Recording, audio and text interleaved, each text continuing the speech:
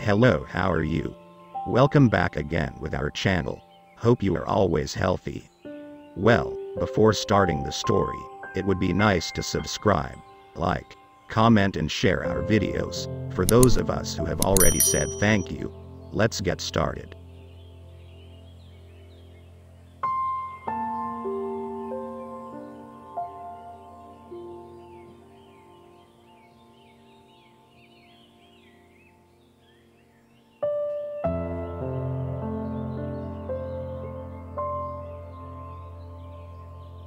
Now that you understand how spinal cord injury can cause paralysis from the waist down, let's discuss potential complications.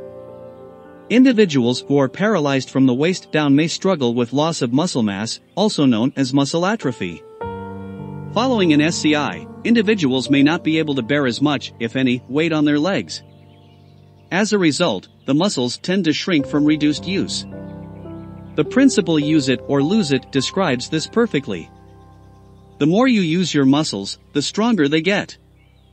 Similarly, lack of use can cause them to shrink. The human body is extremely adaptive, and when it senses that a body part is not being used, it'll make changes to conserve energy. Some ways to help combat muscle atrophy include repetitively practicing leg exercises to stimulate neuroadaptive changes in the spinal cord.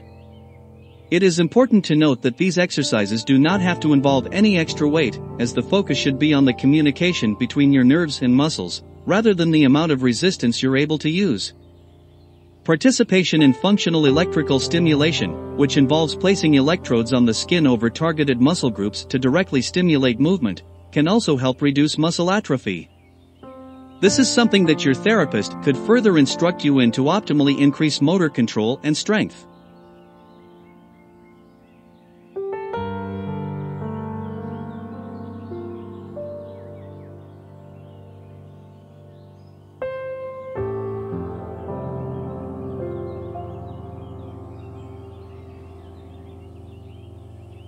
Being a quadriplegic woman can present unique challenges, as you may face additional barriers related to gender and disability.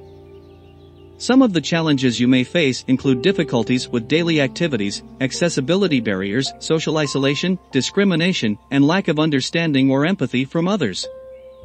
However, it's important to remember that you are not alone, and there are resources and support available to you. Consider reaching out to disability organizations and support groups that can provide information and connection to others with similar experiences.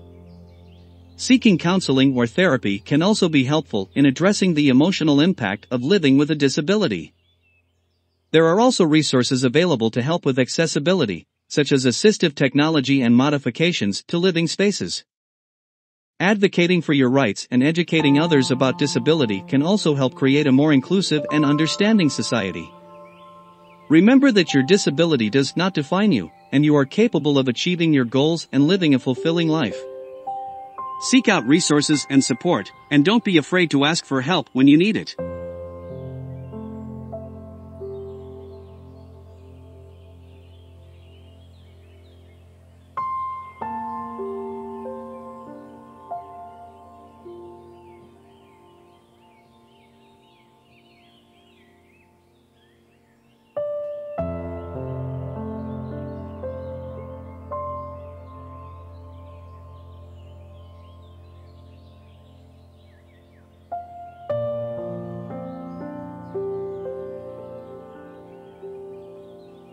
Generally, individuals who are paralyzed from the waist down have a mid to lower thoracic spinal cord injury. Sensation and motor control around the waist are typically innervated by the T7-T9 segments of the spinal cord. Because signals from the brain cannot easily get past the level of the SCI, individuals often experience paralysis of functions innervated below their level of injury. The severity of one's spinal cord injury can significantly affect their degree of paralysis.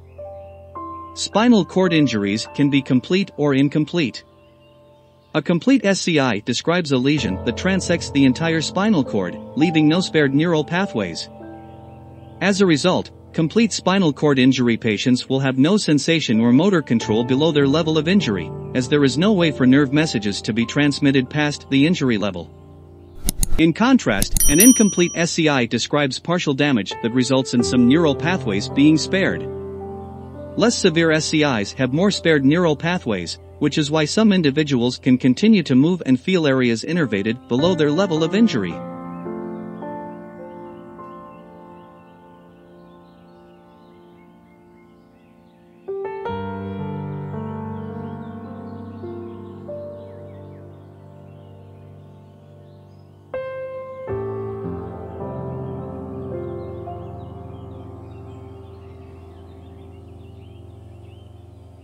Thank you for watching. Don't forget to subscribe to get our latest video info and see you next time. Keep up the enthusiasm.